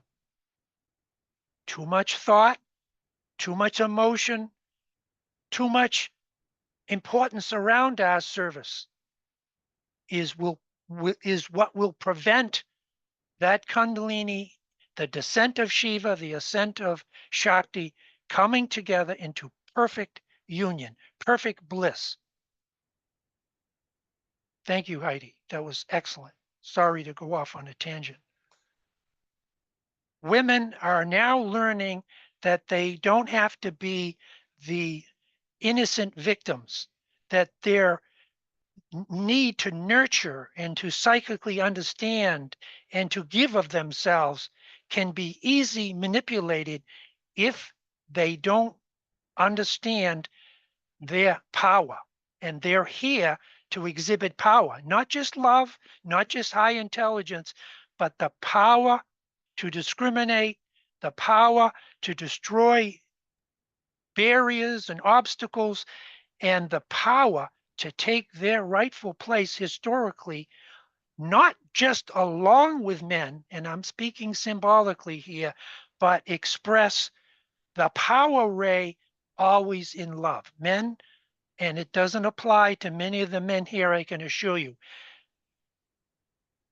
love, wisdom, and the principle of directed purpose. Okay, sorry for Wayne, that. Yes. sorry for the interruption. No. First, Rose has patiently had her hand up for a long time, but I just wanted to let you know that Lenny had made a comment that you should not awake Kundalini unless your monad is seated and anchored. Then Kundalini can flow up. And I responded to that because, of course, that's absolutely true. And it is a natural occurrence of the rising of the Kundalini only once, as you pointed out earlier, but only once the preparatory work is done, the lower initiations are taken, and the body and soul are ready. So I just wanted to let you know That's that excellent. behind the Lenny, scenes, I was responding to thank you. Lenny. Thank you, BL and Lenny. You're absolutely right. When DK wrote these teachings and HPB had her groups, the work with the Kundalini, understandably, was not emphasized. But that was 100 years ago. And what we need now historically are those who have undergone those Kundalini transformations. And so when those coming up find some difficulty of how to place it, how to work with it, they will have guidance. And this is the value of a senior member of the group who has done this, who is not speaking merely from some textbook. And you quickly realize who they are when you get to know people. There's a beautiful phrase, and I'm going to share it, and it's about the Kundalini, and I'm going to see if I can remember it. When the dragon of illusion is finally dominated by the dragon of wisdom, then the dragon of the one living fire will mount upward. Kundalini, the awesome fire that brings liberation to yogis, but bondage to fools. And that's why we don't talk a lot about the Kundalini, because it's coming. It's coming in the future, but it is being activated. This is what groups do. Groups activate all your centers. And okay, excellent. So here, a quick recapitulation of the AUM only seen as capital letters in its highest form, 3 cosmic principles. And if you look to the right, you'll see where all these notes and sounds are revealed. And a lot of people are lost at the very bottom on the right-hand side of what is called the army of the voice. These are the lower devas or elementals. And when we learn the formulas of the lower mind, when we learn how to use sacred vowels, we lift that up. The elementals become liberated, they become freed. And now we go to the next level, which is the 7 ray mantrams. And here's where your words of power and the sounding of the Om and the AUM. And I won't go through all of it other than point just as a summary. Now here's another example before we get into some animations, which are all important. And I appreciate everybody's patience because I think I've got a little carried away here. The monad, the soul, the personality, they are spherical. The main part of that sphere has an inlet, vortex, and an outlet, and they are all connected. And this image right here is very powerful. Even though it's not animated, it demonstrates 3 different subjects or principles that all come together. And what are those 3? The vortex, the triangles, and the centers. And as you follow those 3 cones out, you'll note as they get more ethereal, they become paler. But that's not because they're less potent. To go back to the color rose that we just outlined, it's because they become more potent. Okay. And it also helps us understand this idea of the whirling of the force through the vortex. And that whirling forms the petal of the lotus. Okay, excellent. This is on triangles, an animation. Where do triangles come from? How do they duplicate themselves? What did Tesla mean when he said, the sacred will be understood when you penetrate the numbers 3, 6, 9?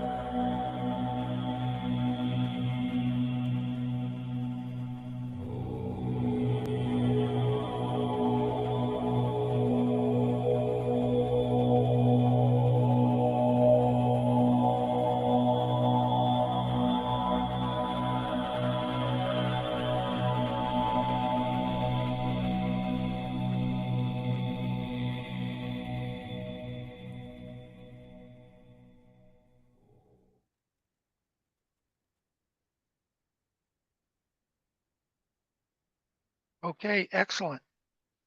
All of these triangles, all of these vortices that we have shared are all connected, and this is a more realistic view of the real you on the inner planes. Multidimensional, like multiple fractals shooting out in all directions. Your holograms,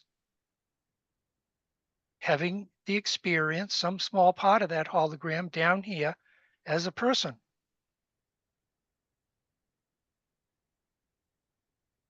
Now we're going to have another video, all based on the Platonic solids. All the Platonic solids are based on triangles. Even the square, when you bisect it, draw a diagonal line across it, it becomes freed from its lower nature by a square being a triangle. And then eventually triangles, according to DK, which is the soul level, the square is the personality level. Eventually the triangles become liberated by becoming spheres. And that's the three aspects of the AUM, once again, repeated. So when you watch this next animation,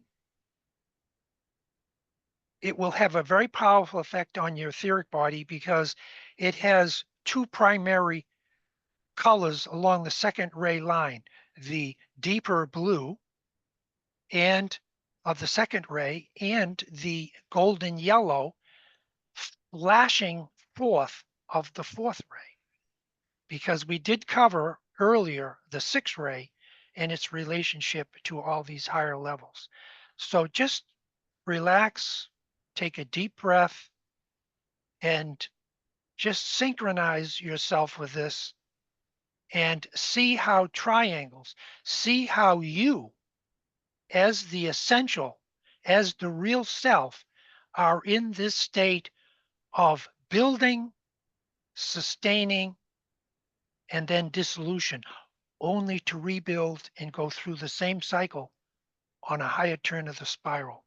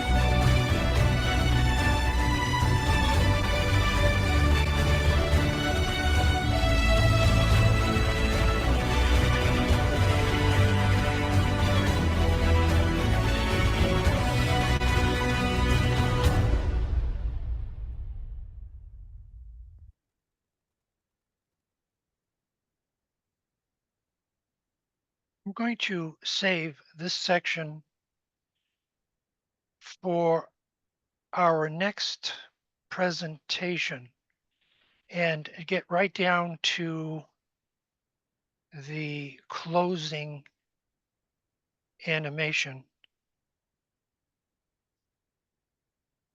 And then we'll, because we're almost at the end of our time here, and we'll take a few minutes to get some more feedback.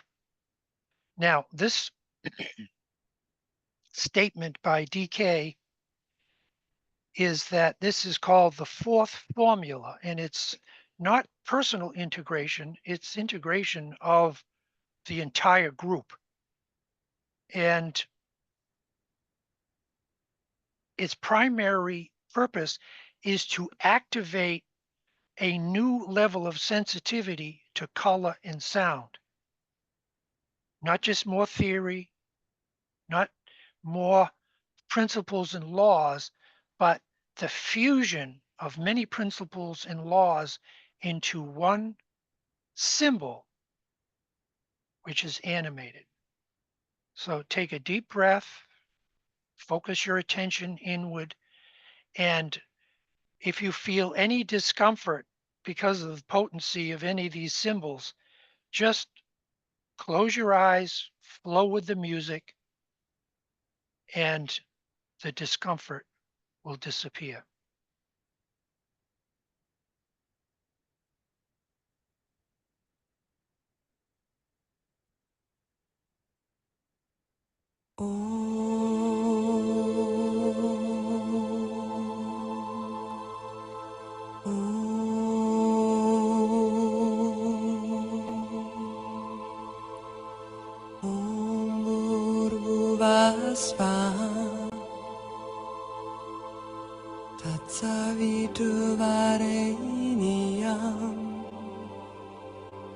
Bargo devasya limai Yona prachodaya Bhuvasva tatsavitu vareniyam Bargo devasya limai Yona prachodaya Bhuvasva tatsavitu vareniyam Bargo devasya limai Yona prachodaya Bhuvasva tatsavitu vareniyam Bargo devasya limai Yona prachodaya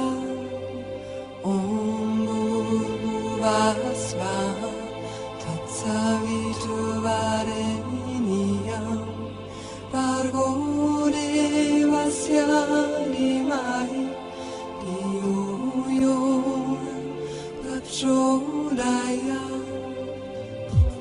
Bhuvasva tatsavitu vareniyam Bargo devasya limai Yona prachodaya Bhuvasva tatsavitu vareniyam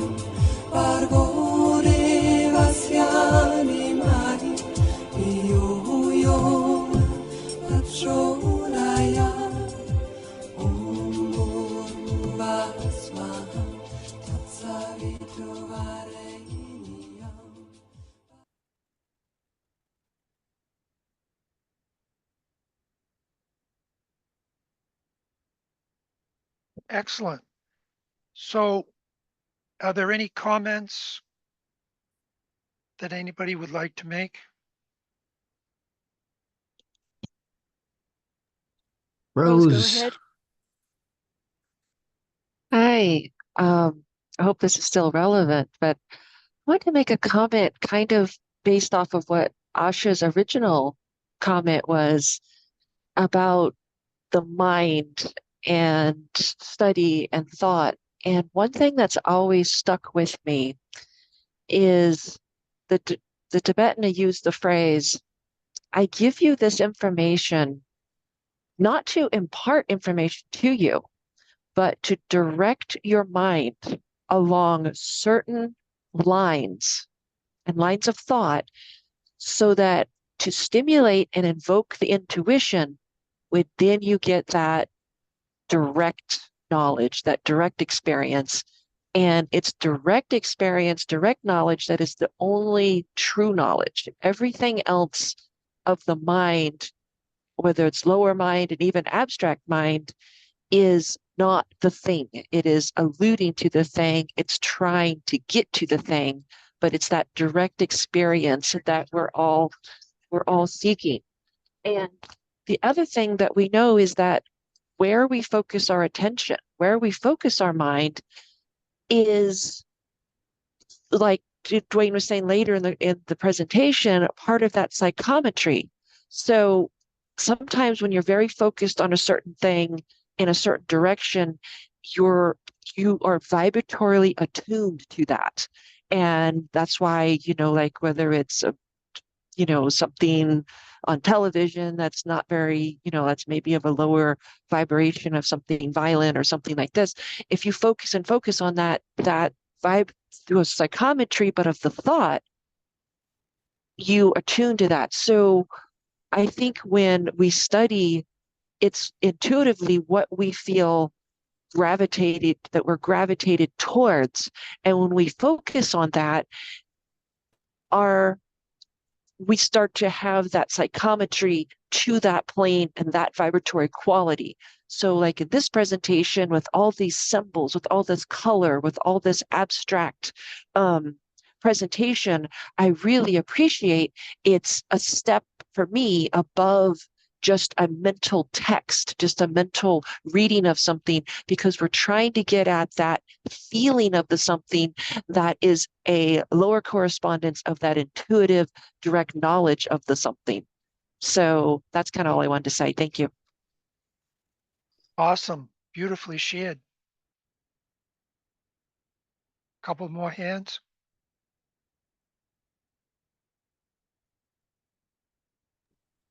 Yeah, Marty. You're on, Marty. Thank you. This is the first time I've tuned in to one of these presentations, and I'm floored by it. What a beautiful presentation, so powerful. And I wanted to comment that I observed in those last 3 animations, actually, I felt that I was experiencing creation as it was happening, especially, I got a sense of the singularity that was God in the beginning, and the shedding out of all of the sparks, the triangles, the morphing, the massing, unmassing, and literally the creation of creation. And I felt that I was within it, that I was experiencing it. So it was very powerful. Thank you so much for sharing. I look forward to experiencing future of your presentation. Thank you so much. I love that word, floored. To be knocked off your normal your normal pillar or stand is a beautiful thing, because that is revelation. And there has been a lot of criticism over the years around the Tibetans' works and Blavatsky and others that they're way too cerebral. And I don't think they deliberately did it that way to confuse us or to weigh us down. They didn't have the creative tools. And I recall the Tibetan again and again saying, I'm trying, or even AAB, I'm trying so hard to describe something that you just have to experience. You have to see it. Now, granted, all of these things that we're sharing, they are not the things in themselves, but they're much more potent than words, and they draw us closer to the truth of ourselves, that we are more than all these theories, these principles and laws. And I really believe there's going to be a revelation of the Tibetans' works, because the younger generation, they just won't open a book and read it from end to end. And it's not because they're stupid or they're dumb. It's often because they already came in with these inherent communal propensities, and they are going to gravitate towards what they're used to, which is these high tech tools. Yes, they can be abused. And again, they are not the thing itself, but they direct us in a very powerful way. So thank you so much, Marty. And Thank that's you. I would just also like to comment. I joined this presentation late, actually, from just finishing a meditation for America, which is very powerful. If anyone is interested in, give us the link, put it in the chat box. okay, I will do that. But I had commented earlier when you had the chart up there uh, with the the upward and the downward flow, that seemed to from the soul. So there's been discussion in the meditation for America of the deva of America, of the soul of America, the heart, throat, Awesome. head centers. And so I wanted to comment that based on that one chart that you had posted about the process, that it seemed to illuminate what is going on in the United States, indeed in every country in the world right now, in the divisive politics, as the country's Ooh, so souls true. are in integration process. Oh, that's so beautiful. Yes, Thank you for letting me. it's, oh, thank you for gracing us with your presence. Okay, any additional comments? Yes, Helio Soul. And there's tons in chat, so I'll go through them once we get done with the people with their hands raised, if I can. So, Helio, I see your mic's open, but no sound.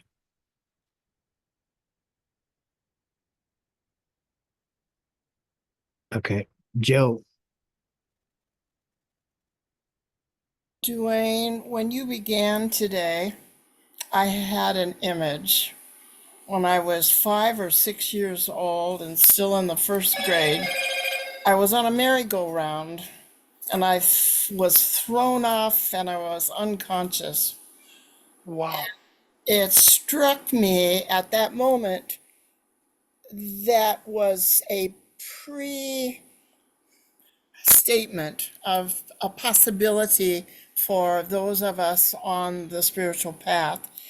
And that would be, the metaphor would be that we live in a world of form. We follow mentation until there is no more mentation, and it's simply beingness. That is so beautiful, Joe. Thank you for sharing that. You know, people think in the new age, and I hate to oversimplify, that they're just struggling to get out of some bad situation in a peaceful place. And that's admirable, and they should be doing that. But more mature disciples understand that there's a purpose for crises, and that if you just be patient, try to be really observant what's happening beyond the obvious, that this crisis can precipitate an emergence. So we shouldn't really obviously court discomfort for its own sake. That would be insanity. But we have to be sensitive to the certain discomforts that we just need to sidestep, like Tai Chi, just sidestep it. Don't engage with that negative kind of energy or those kinds of energy that we may not feel comfortable with, but we have to face them and we have to learn their secrets. Thank you. That was a great riff. Thank you. Thank you, Michael. Can you hear me now? Yes, hear you now. Okay, thank you. I'm gonna be quick, but I will give first a little bit about my eyes. My both eyes are different in sense that even the ophthalmologist said it's like they both from different parents, so they work differently for me. And this is related to the experience in this meditation, radiant living in hue. I close my eyes and first my left eye closed, start seeing on inside the screen. It's like my computer screen was in front of me in my left eye. It was pink background, and the radial colors were on the out circle were really deep purple indigo, and then there was everything was inverted. Wherever was a light colors like green, yellow, golden, they became purple and indigo, and where was indigo became pink, and that was pulsating in my left eye. Then like on a cue, my right eye kicked in, and there was also a similar picture. I think the tones was a little bit different than in the left eye that was flowing in, but I received something unique and never experienced before. And it really was arranged according to my structure of my visual perception. Okay, so there, thank you. Oh, that was so beautiful. You have such a lovely voice. Where do you locate? I am actually Russian who migrated to United Oh, States 25 years ago. I was in New yes. York, New Jersey area, and now I am 2 years already in Mexico, living in Mexico, and I am sitting here at the grounds. I'm So it's like, the Russian Mexican fusion. Awesome. I love that. I yeah, and love that I'm accent. 25 years in America, so in the New York area, and I actually visited the Theosophical Society recently, 2 years ago. Awesome. And Oh, yeah, that's thank you. beautiful. Thank you. What a wonderful testimony. And this is not uncommon. These are universal hierarchical soul symbols.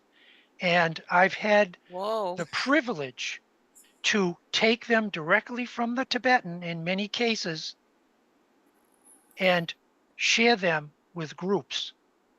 Very powerful. And DK points out, and I'll make this very short, that when people come to these universal symbols, they will take what they need. They will not be given Oh, irrelevant or secondary or peripheral oh, energies. They will take what they need because it's like a banquet and you're passing by, you reach out, you grab whatever appeals to your psychic and spiritual palate. Thank well, you so thank much. you. Thank you so much to saying that because I was in the past week or so in a big kind of like in and out from that laundromat, what I call, like all purifications or whatever strange things. And today was bouncing off the walls, and suddenly I went to my computer and like start just clicking and flipping, and suddenly there was a time in my email that this webinar comes in, and I'm like, okay, I'm gonna click on it, and here I am. I'm blown away because I really love geometry, sacred geometry. Lights and colors is my like favorite subject, and intuition is my major vehicle. So I feel so elated, and that's literally a miracle that I'm here today, but it is so potent and right on time. I can't express it. I'm too emotional. That's beautiful. That's beautiful. Stay in touch with us. And Yes, definitely. Michael will leave my email for anybody who needs to get in touch with me. Oh, that would be great. I have a small group, and maybe you can present for us someday. How about Rose that? and I would love to. Oh, wonderful. Thank you. Thank you. Okay. Any last comments? Because I'm taking advantage of all this time. Anyone else? And then we'll close down. Nobody by voice, but goodness, there's a lot of text comments. Let me see. Your discussion of the feminine redirects us to the new yoga synthesis, as DK indicated. Thank you for this marvelous class.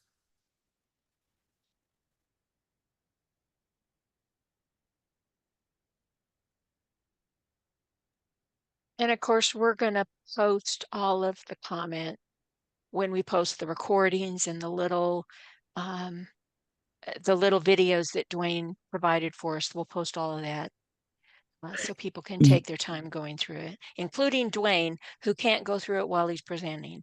Yeah, if you wanna Thank you. put his email up there too. There's a link in there from Marty about the alignment for soul of aligning America with the divine plan.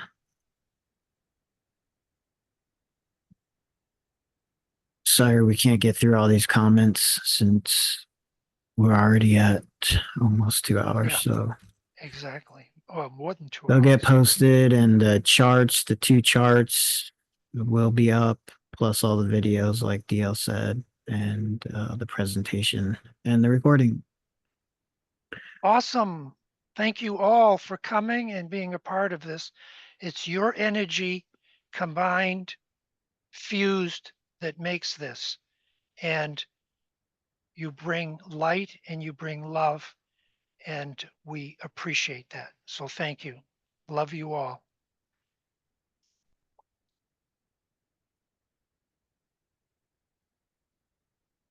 Michael, did you have anything you wanted to discuss after after everyone has gone back to, or are you good? I'm good. Okay. Thank you for taking the extra time. And thank you also, BL. You guys are so patient. And look what you're creating. Isn't it beautiful to have people in real time being so moved